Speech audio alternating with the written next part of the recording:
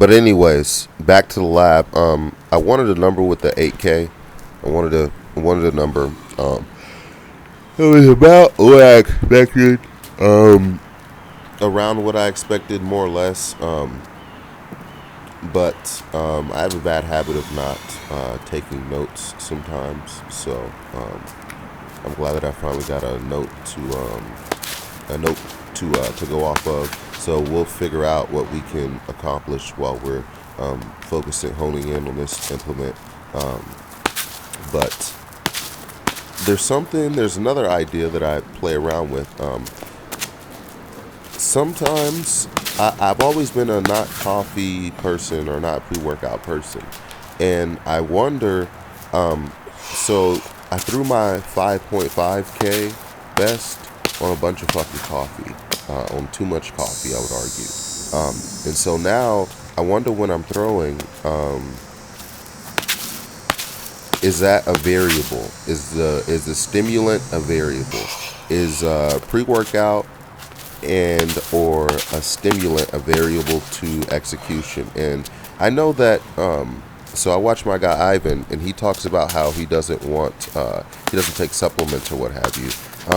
I guess my thinking has started to change about this, because I'm with him on it, and I don't like the shit in general. But there was a workout, and it was John North, that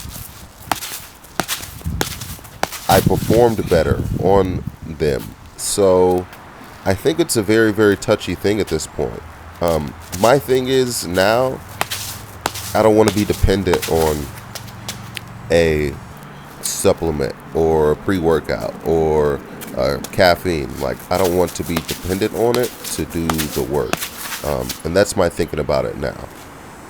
So, and I could be wrong. Maybe you do need them. I mean, there's not enough research. This stuff is pretty new. I mean, the drugs are a little bit more researched as far as steroids, I believe. But this stuff is kind of fairly new. So, I don't know. It's not exact science. But anyways, back to the lab. I just did some muscle snatches, trying to maintain my explosiveness. I'm not really trying to gain a bunch of explosiveness at all. I think I've gotten to the point where I've gotten the strength that I need, and then I just need to maintain and then do some other movements. Like I said, I want to do some bodybuilding, just a little bit of bodybuilding type workouts for now. I did these. I did one for 8 at 80 keys, and then I did 100 GHDs, and then I did 100 bicep curls. It's kind of late, pretty quick workout. I kind of wanted to get in and get out of there. I just wanted to make sure that I did something. I love to catch the clean. There's videos of Dr. Roberts. I say Dr. Roberts. There's videos of Robert not catching cleans. He does the opposite. So he just pulls it high.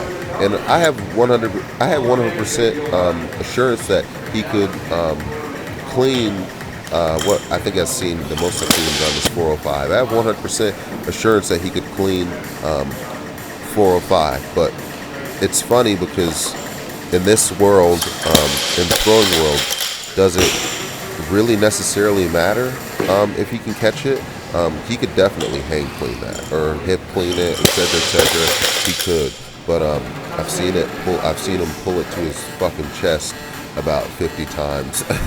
So yeah, it's a joke. My problem is I have the Olympic lifting background, so these are the things that an explosive athlete or an athlete that wants to get more out of his body by Olympic lifting training has to consider.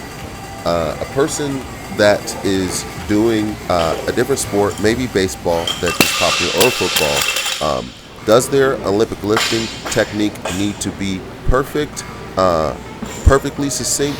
No, not necessarily. They need to be able to do the movements safely at a weight that is functional for them.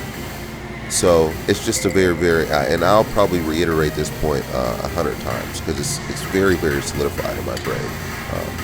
But that's just all I got for you guys. You already know what the deal is. Run on your toes, keep your mouth closed, lock your doors, and save your throws. And most importantly, live fight another day.